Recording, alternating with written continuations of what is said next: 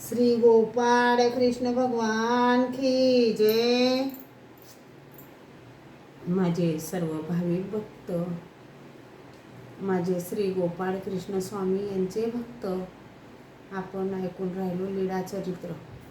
आता लीळा नंबर 163 आपण गुरुमुखातून घ्यावं लागते, त्याच्यामुळे आपण लीळा नंबर 163 काही सांगू शकत नाही, त्याच्यामुळे आपण आता लीळा नंबर 164 आता ऐकूया। लीळा नंबर 164।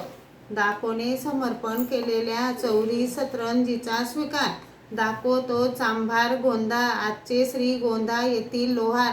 त्याला भिंगार भागात सर्वज्ञांचे दर्शन झाले होते। तो सर्वज्ञांसाठी 5 रंगाची सतरंजी, चौरी, आडकित्ता, दुपटणे, आरती तथा एकाच्या मताने आरसा अशा 6 वस्तू घेऊन दर्शनासाठी आला। तेव्हा सर्वज्ञांनी सकाळचा पूजावसर झाल्यानंतर सराडे येथील एक श्रीमंत महाजन पूजा करीत होता। दाकोने औसाला सांगितले, आई, सर्वज्ञांना सांगा की दाको आला आहे।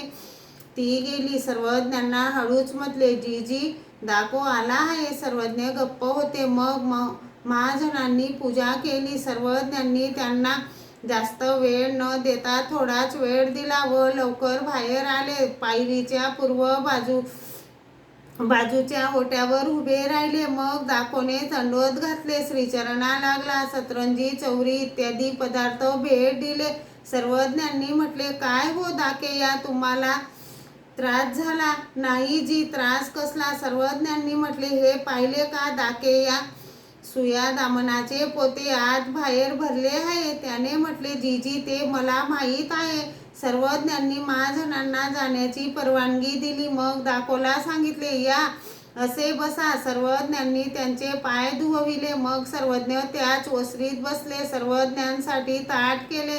सर्वज्ञांनी दाकोला आपल्या पंक्तीत तेथेच ओसरीत समोर बसून वाढविले। सर्वज्ञांनी जेवण केले, गुन्हा केला, पानाचा विडा घेतला।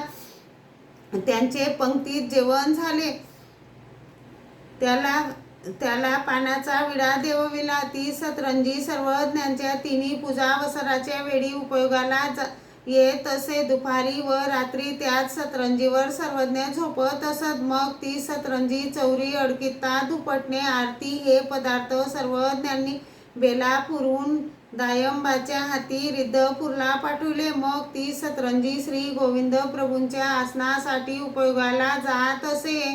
श्री गोपाळ कृष्ण भगवान की जय।